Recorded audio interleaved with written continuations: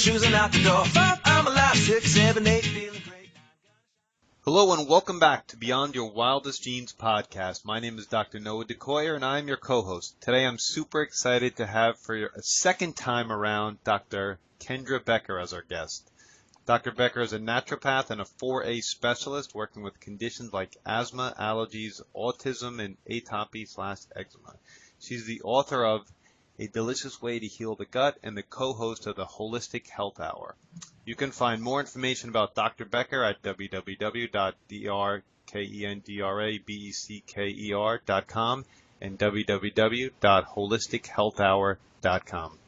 Dr. Beck, you are in some rarefied air. I'm thinking only two other people that have been on twice is Dr. Tom O'Brien and James Maskell. Oh my, I am absolutely honored to be among the greats. So when you asked if you can come back on and dive deeper into some more common gene mutations, I was excited, especially after the incredible interview we did regarding MTHFR. So how are you today? I'm great. And actually, we got some sun here in Connecticut, so I'm grateful for that because it seems like it's been weeks. I know it's 90-something degrees here over in New Jersey, too, so I'm stoked. So before we begin, just in case somebody didn't hear our first interview, which I do encourage everybody to go back and listen to, how about a little bit of your backstory for the audience, just to get a feel for who you are? All right, absolutely. So my story goes kind of like this. I mean, I graduated from college as a registered nurse. You know, I worked in Boston and then subsequently in Southern California. And I was in Southern California right around the time when the HMOs started rolling out in the hospitals. And it just seemed to me that there was such a disconnect with health and health care. So I started to kind of look, for deeper reasoning behind illness, and of course came upon, holistic medicine, naturopathic medicine. Saw my first naturopath myself around that time who said, nobody should be eating gluten. And I was like, what do you mean? I'm Italian. So, which is always, the response I get from my patients now, but that's a whole nother podcast. And, so from there, I moved back to the East Coast and started my journey in holistic medicine. So I graduated from the University of Bridgeport with my ND, and then subsequently from Sacred Heart, which is also in Connecticut, with my APRN. Because in Connecticut, naturopaths are not allowed to prescribe pharmaceuticals. And on a rare occasion, I find that that's important. I've been in practice about 12 years, and over the last 5 or 6 years, I've really kind of narrowed and honed in on genetics and genetic medicine, particularly among the pediatric population. But as you know, with genetics, genetics come from someplace, like the parents and the grandparents in particular. And research shows us that grandparents' health has a far greater bearing on our children's health than really our health does as their parents. So nowadays I see a lot of pediatric patients, but I also do see their parents and a lot of times their grandparents. And so I spend a lot of time, hyper-focusing on genetics. Genetics, as you know, don't define you, but they certainly, can be modulated by the environment in a favorable or unfavorable way. So I think having that information, particularly in a family lineage, can certainly, make you or allow you as a family to make better health choices. And so that's kind of where I've been. I've really been laser focused. And interestingly enough, when I was preparing for this particular podcast, a lot of information research-wise has come out about this COMT mutation, and we're finding, those of us that are really kind of studying it, that it has almost a larger bearing on how our body works as opposed to MTHFR. Of course, clearly they work very closely together. So that's kind of my story. Well, you demystified MTHFR for me, so I'm thrilled about that. And our title of the chat today is COMT, the Worrier or Worrier. So let's dive. I can barely say that. Worrier or Worrier. So let's dive right in. What is COMT in its base form? All right. So I did want to just review for your viewers, in case they didn't catch the whole podcast, about a SNP. So SNP stands for single nucleotide polymorphism, which is basically means that there is a genetic variability among our population. So as we talked about the last time with MTHFR, about 60% of the population carries an MTHFR mutation. And why that's important is because if you carry an MTHFR mutation, you're more susceptible to something called oxidative stress. And we worry about oxidative stress because it's basically the catalyst for chronic disease. So moving on to COMT, that mutation works very closely with MTHFR, because MTHFR, as you know, modulates folate and B12 and B6 on some level as well. Well, you need the proper signaling from folate, B6, and B12 to make your COMT enzyme work properly. So COMT stands for catechol O-methyltransferase, which is why we call it COMT, because it's just a whole lot easier to say.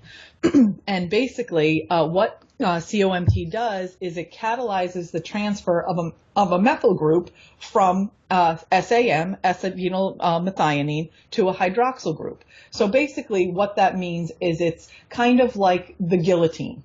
So it takes a portion of a molecule off and puts it on something else. So the biochemistry for most people is inconsequential and their eyes glaze over.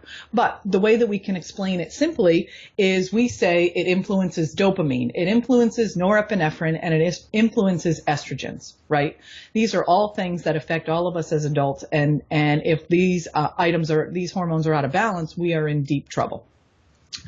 So we know that the genetic variation in our population is about 10%, and those people that are expressing that particular mutation have conditions that are related to anxiety, estrogen-related cancers. They've correlated schizophrenia and neurodegenerative diseases like dementia, Parkinson's, and Alzheimer's also with COMT mutations. So it definitely is something that has a huge bearing on our health. And that's what I see a lot in my practice is I have, parents that come in that say, I have a mother who has Alzheimer's who's in a home, she doesn't even recognize me. And I'm trying to raise two small children and I want to make sure that their fate isn't the same. And so that's when, we start talking a lot about genetics. Okay, so now you laid down the framework of what it is. Mm-hmm. Eventually, I want to get to what can we do about it. But how do we find out that we have this COMT or one or more of these COMT genetic mutations? Right. So what I say is, go and see a provider that understands genetics. For me, it's easy to test. It's spit. You can use a cheek swab or you can use saliva and you can test it through any number of companies that are now offering genetic testing. Now, for me, I always err on the side of paranoia. So I always suggest that my patients, use an inexpensive test and just pay for it out of their pocket. So, sometimes these larger companies, these 23andMe or Genocyte or other companies like that, they'll data mine your information. So they'll de-identify you, right? They'll take away your name and your demographics, but they'll send your gene snips to pharmaceutical companies so they can make better drugs. So I always recommend using smaller companies. I use a company out of Wisconsin called Neuroscience that does very, very specific testing.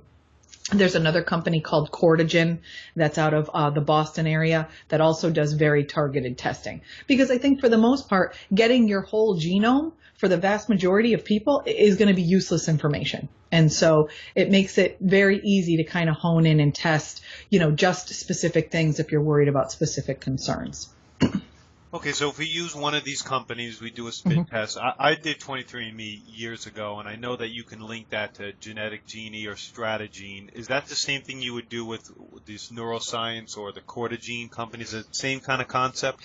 Exactly, except for you don't have to go and re-upload your data like through Stratagene or through Genetic Genie or any of the other companies. Most of it, like through Cortigen, for example, you get a full printout of whether or not you have the gene and whether or not it's expressed right on one piece of paper.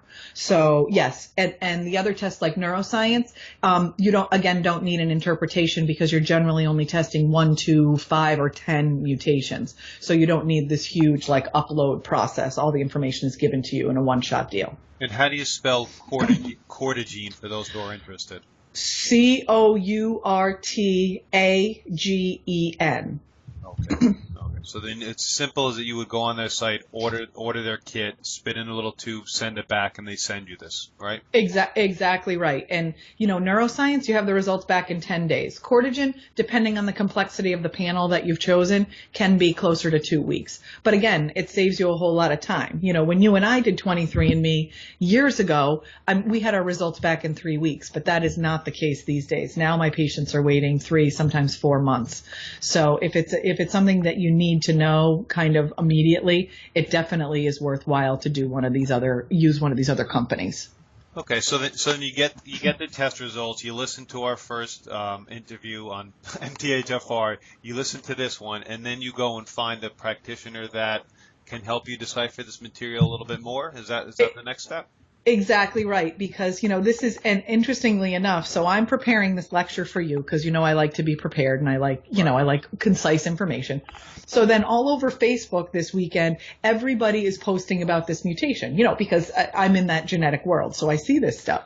And, all these patients are saying, oh, I was prescribed this, and this by my doctor. I have a COMT mutation and I got sicker. And so that's one of the things that I really wanted to talk about with you and with your client base, is that you can't really go to any old practitioner, because people that are not educated can certainly push this enzyme in the wrong direction, and you will feel worse before you feel better, for sure. Okay, so it affects dopamine, norepinephrine, estrogen. You said it can have cause neurodegenerative problems, maybe anxieties and things of that nature. What do we do? What do we do when we find out we have this? All right. So, well, let's talk about this first. So there's two types of COMT expression, right? So either you got it or you don't got it, right?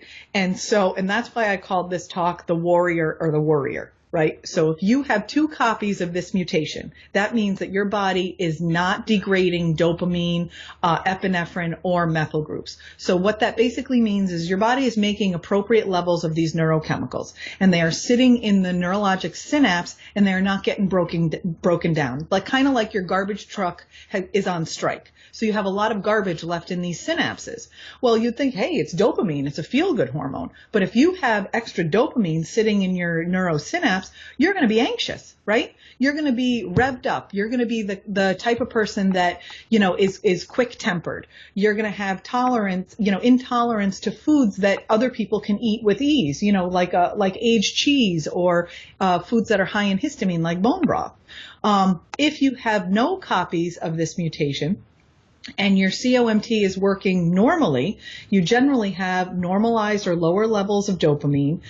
You have higher needs of things like B12 and folate, and you have higher needs of things like ginkgo biloba or tyrosine. So the way I describe it to my patients is I describe it as the Worrier or the Worrier, right? So the Worrier is the guy with the excess dopamine, intolerance to methyl groups, and so I usually call that guy the paratrooper, right? Because they're going to jump out of airplanes, then they're going to go hit the ground running. They're going to have constant energy. They're going to have no issues with fear or anxiety. The lower dose dopamine, or the 0 copies of COMT, is the Eeyore type, right? You don't have any dopamine. You don't have any rest and digest hormones. You're not manufacturing it properly from the gut. So you're going to be the Eeyore. Those people are the ones that really live in a state of functional depression. They just never really feel good. They never really feel, I don't want to use the word normal. It's the wrong word to use, but they never really feel like they're at their optimal potential. So those people actually do very well when you kind of push the methyl pathways. But I think, that's important to note, because if you've got this mutation, you got to know kind of which way you need to go with it as far as treatment. Okay, so then what is the treatment? So the treatment is actually very simple, to be quite honest with you. Simple, but not simple. So the truth of the matter is where are these neurochemicals produced? In the gut, right? So we've got to work on the gut. Because the problem is if you upregulate your COMT mutation and you're eating a lot of foods that are high in oxalates, or a lot of processed foods that have synthetic folic acid in it, or foods that you're sensitive to, you can do something called upregulate this enzyme. So when you upregulate this enzyme, now you are reducing further the body's ability to break down dopamine. So the problem with that is, and here's some of the sticking points that I really wanted to discuss, is these are the people, you upregulate the COMT enzyme and you downregulate the opiate receptors. So what happens there? These people have a disordered association with pain. So potentially these are people, these are the genetics that are around drug addiction. So when you upregulate your COMT, you decrease the body's ability to kind of throw away any of the neurotransmitters you're using. When that happens, you cut off the body's ability to be able to interpret pain properly. So now you have a very, very low threshold for pain. So these are the chronic pain patients, the fibromyalgia patients, the patients that never get well despite trying everything from every doctor. And so I think that's a really important point to make, is that a lot of times just kind of tweaking the genetics can really, really help.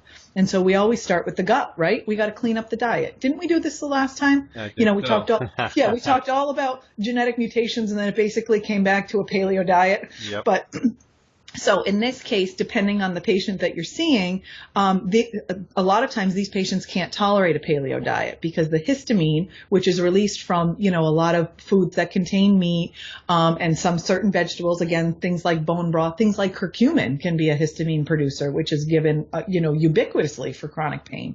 These patients may have a very, very hard time tolerating that kind of diet.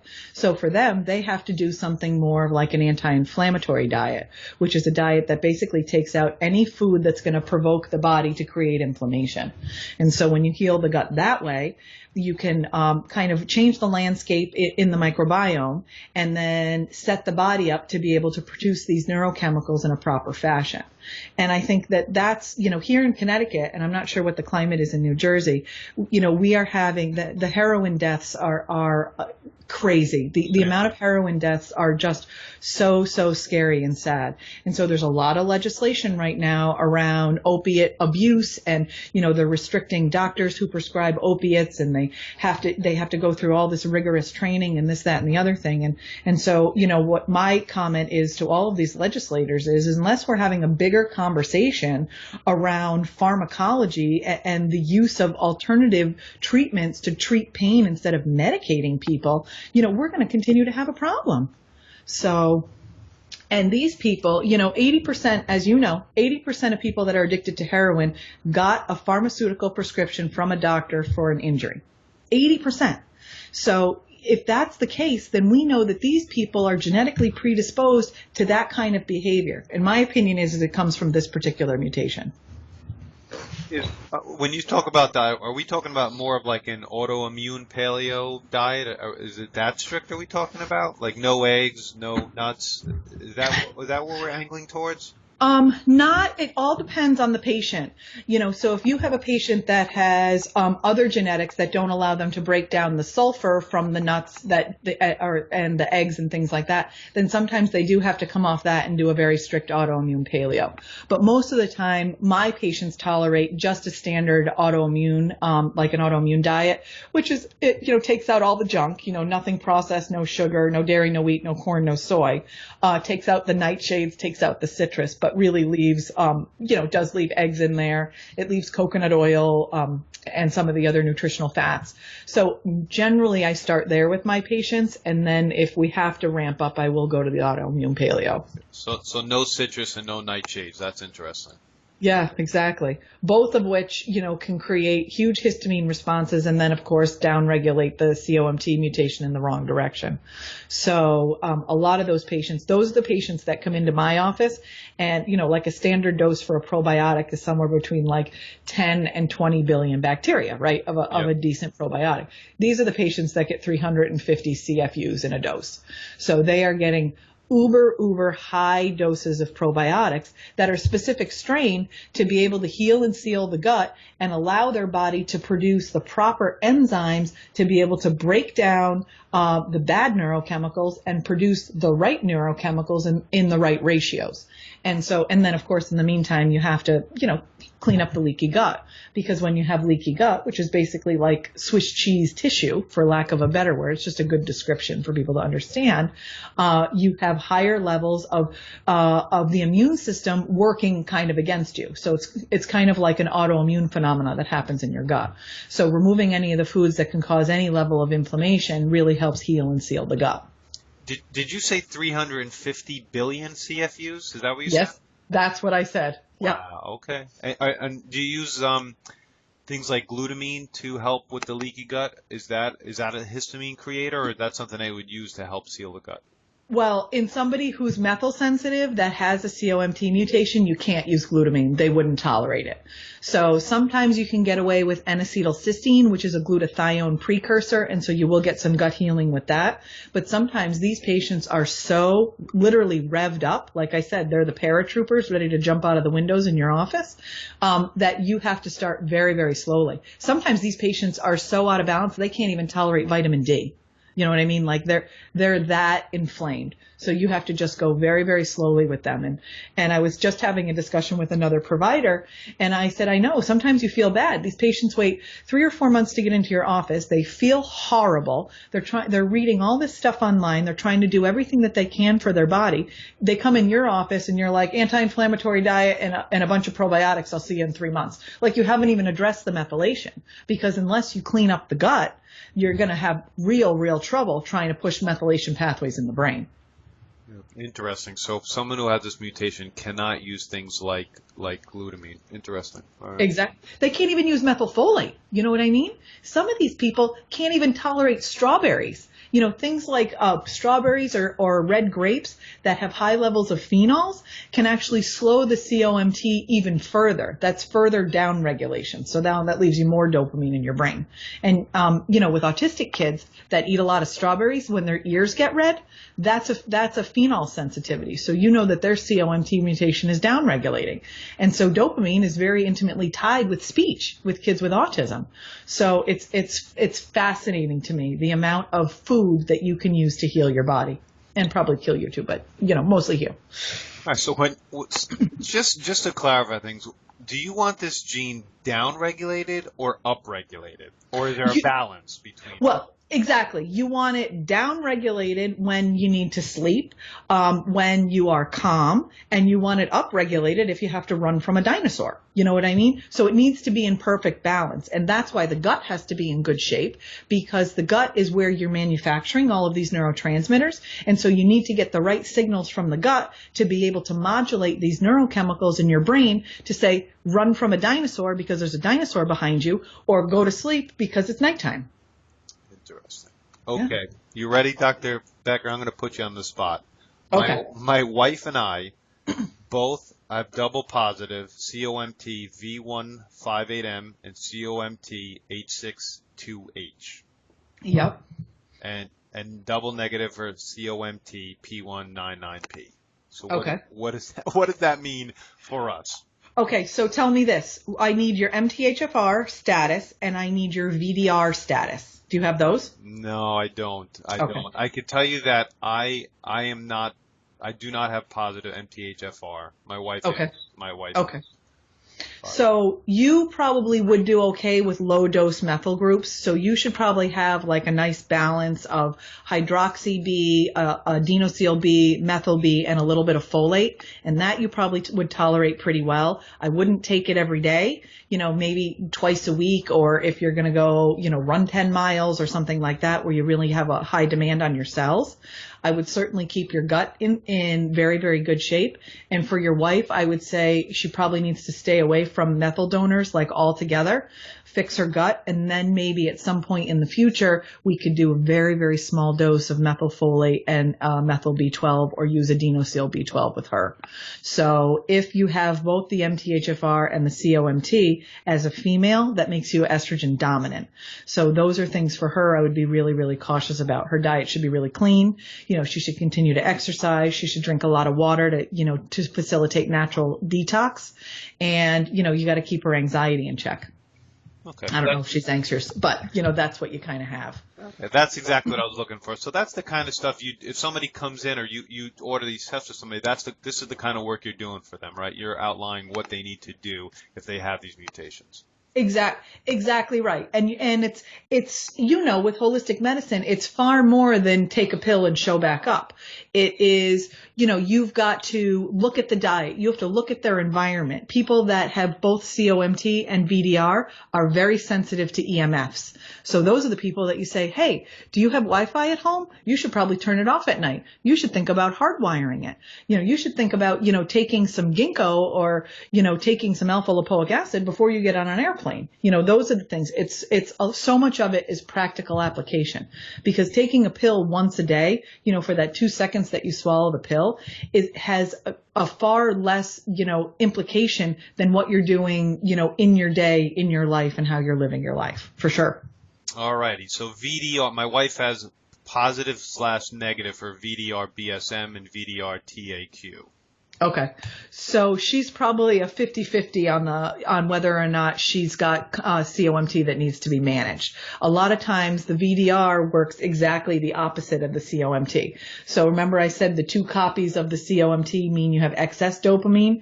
If you have 0 copies of VDR, you have excess dopamine. Because remember, VDR stands for vitamin D receptor, and vitamin D is a cofactor in how our bodies make dopamine. So if you have if she's got a 50-50 there, then she's probably kind of even Steven, and what we would need to do with her is just really kind of see what she tolerates. I probably would start with with vitamin D with her.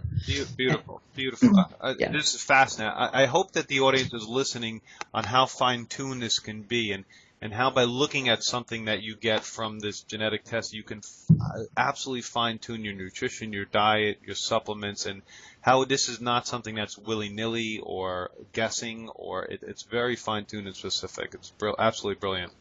Oh, and that's exactly it. And that's one of the reasons why I think I really fell in love with naturopathic medicine, is that it is not a one-size-fits-all approach. And I'm speaking at Autism One.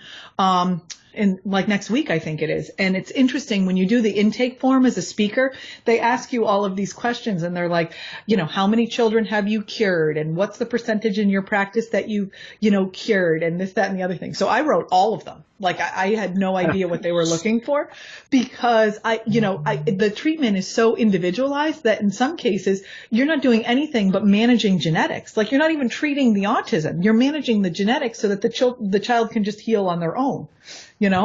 And so she kind of called me and was like, so what does all of them mean? I'm like, all of them. She was like, oh, all right, cool. Can you speak on Friday? I'm like, sure. So it was just kind of a funny exchange, because I had no idea what they were looking for. But it is a very, very unique and pinpointed approach, for sure.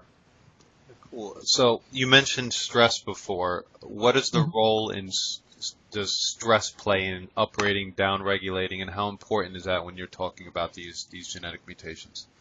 So stress, of course, is a big one for a lot of reasons. You start with the gut. So when you have high levels of stress, and again, remember, the body doesn't recognize the difference between physical stress and emotional stress. The response is the same. So whether you are sitting by the bedside of your dying parent, or you've been in a car crash, your body doesn't really interpret that any differently.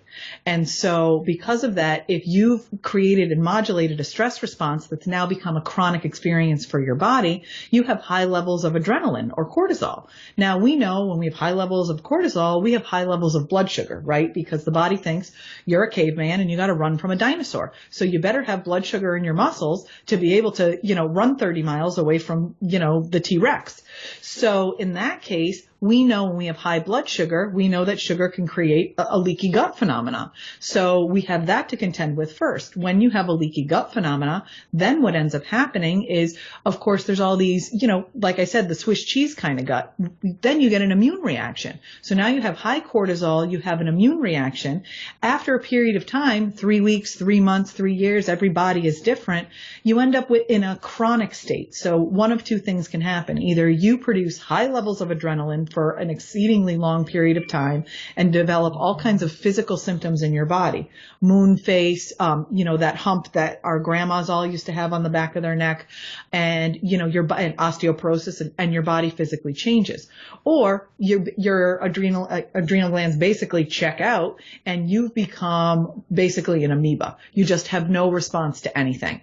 And so when we have a lot of stress and our genetics aren't quite right, you're going to get a misfiring either in one way or the other, depending on what the body's experiencing, that's going to create huge problems, number 1 in the gut, and then 2 with the neuromodulation in the brain. So now I know we all live here We all have stress in our lives. And you also know a small amount of stress can be beneficial, right? It pinpoints our focus. It allows us to, readjust our priorities. I mean, a little bit of stress in life is normal and our bodies are equipped for that. We're talking about chronic long-term stress. And for those patients, depending on what they present with, of course, you always start with diet. And if they are very, susceptible to, changes in their bodies and they can't tolerate things like methyl B12 or curcumin or adrenal support or something like that, sometimes you do nothing more than tell them to take an Epsom salt bath, save money and have a massage once a week, drink a lot of water and take a probiotic, because sometimes patients just can't handle any more than what's already on their plate. So it's the same old story, and then fine-tuned at get your stress in check, sleep well, eat a really great diet, heal your gut, and then from there, then you do all the little fine-tuning. Exactly. I don't think the message is any different, you know what I mean, with any of these mutations, other than the fact that I think that having that validation. So, in evidence of full disclosure, I struggle with this mutation myself. And, I've been doing this long enough and I'm like, I didn't get enough sleep. Now I've upregulated my COMT, so I'm going to wake up anxious. Or, now I know that my body has had enough and I'm downregulating it, so I have to go to bed at 5 o'clock. And so I think it's more about having a conversation about taking care of your person. You know what I mean? Like I always say, take care of your body. It's the only place you have to live. And you have to know what that is for you. Beautiful. Is there anything else you can think of that we can do to help balance this COMT mutation? Well, so there's lots of things. I mean, there's a lot of education around, having patients not consume fermented and processed foods. We know that can raise glutamate levels. And so you had asked a question about glutamine, right? And glutamine is, you can go into the health food store and, you say to the health food guy, hey, I was diagnosed with leaky gut, or I have bloating, this, that, and the other thing. And so the health food guy says, oh, take glutamine. It's great for your belly. So somebody who has a COMT mutation that's out of balance, you take a lot of glutamine, you eat a lot of fermented foods or even processed foods, and what that does is that actually breaks down in your body and gives you glutamate, right? And we know that glutamate is an excitatory neurotoxin, which can make symptoms like migraines, epilepsy, bipolar, and schizophrenia symptoms worse. So I think really it's more about a conversation about what you shouldn't do as opposed to what you should do. You know what I mean? And I've also had patients who have terrible seasonal allergies, and they come in and they say, I can't get through the season without, doing things like taking Claritin. And I take Claritin around the clock. And then when my season's over, I stop taking the Claritin and I feel like I've had all those allergy symptoms come back. And so the reason that happens is because we know with something like Claritin, it blocks histamine. So when you're blocking histamine, it's indiscriminate whether it's blocking histamine in your brain, in your gut, in your kidneys, in your skin, right? It just blocks histamine everywhere. So when you stop with that pharmaceutical, you get a double dose of histamine. So now this time what happens to patients is you may not get histamine in the places that you were blocking it originally. It may go to other places like your brain. So when you have a histamine imbalance in your brain, then you end up with a problem. Sometimes it's anxiety, sometimes it's insomnia. Then these patients think, oh, well, I'm going to go and drink a lot of bone broth or eat a lot of kimchi because, somebody told me that these foods are really good for healing your gut, and I think I have a problem with my gut. And then that just provokes further damage in the COMT pathway. So, which is totally crazy. And it can be counterintuitive for some people and certainly for some providers. And so that's why I think it's just more about getting the information out there. That's absolutely fascinating. Now we've done MTHFR, done COMT. Is there another one that we have to talk about eventually over time? So I think the next one that's really important is to talk about the DAO. Okay, which is another one of my absolute favorites because DAO exists in the gut lumen, right? From the mouth to the anus. So what's so fascinating about DAO is that is the enzyme that breaks down histamine in the gut. Now, if you don't have broken down histamine in the gut, where's the histamine going to go? Into your brain. And so I think that's something we should probably talk about because it has tremendous implications both in pregnancy and breastfeeding and postpartum and in babies. And so that's definitely something we should chat about at some point in the future. Sounds like a plan. Sounds like a plan. Yeah. Thank you, Kendra. Your work is fascinating. I have more to think about on what I need to do for my health, because I'm looking at some of my mutations saying, my God, how do I have to refine my diet? So Exactly. I appreciate your knowledge. I appreciate your passion. I appreciate your friendship. And I'm glad you were back on again today. Well, thank you so much. No, I wanted to bring up one more point, so don't hang up on me yet. I won't. We got to talk. We're in New England, or I'm in New England. You're in New Jersey. You're pretty close. Lyme disease is a big deal with these patients with COMT. Meaning that it's if you get Lyme disease, it could be worse, potentially worse. Is that what you're saying? Exactly right. So what happens with these patients is we know when somebody has Lyme disease that the magnesium that we carry in our body gets used up by the bacteria to make biofilms. And the biofilms are what the Lyme bacteria uses to hide in the body. So when that happens, turns out that magnesium is a cofactor in how the COMT gets modulated. So when that happens and all of your magnesium gets used up, you spike your ammonia in your gut. We're not talking about this in your blood. We're talking about this in your gut. And so when we spike ammonia, we have a huge problem in the brain with anxiety. So it's just, something really, really important to address. If somebody sees a doctor about Lyme disease, about chronic Lyme disease, you definitely should take a look at your COMT mutation, because it could be a huge implication in, number one, normalizing that to be able to help cure and treat your Lyme disease. Would that mean in that case you need to take less magnesium or more magnesium in that case? So in that case, you'd actually want to take more magnesium, some to be because the Lyme's going to steal it from you anyway, but more because it's actually going to help your body heal. So what we do sometimes with those patients is you switch the type of magnesium that they're taking. And so that kind of tricks the Lyme into looking for one kind of magnesium, and then the other kind can get bioabsorbed much better. But what we want to make sure we do is continue to clear the toxin. So if you take the magnesium along with the proper methylation support for your body, you have a much higher chance of clearing your Lyme disease.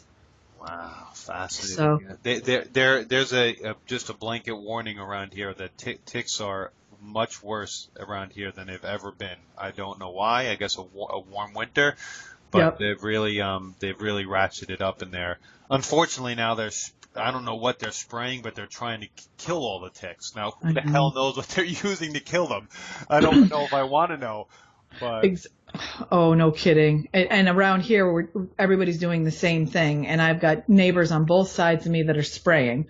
One of them has an autoimmune disease. The other one has a child that has a speech delay. I'm like, and you're spraying your yard with all this stuff? Get chickens. Right. My chickens eat all the ticks in the yard. So anybody that is concerned about Lyme disease, get yourself some backyard chickens and let them eat all the ticks. And that's my advice across the board. That's pretty fast. I know. When I also found out that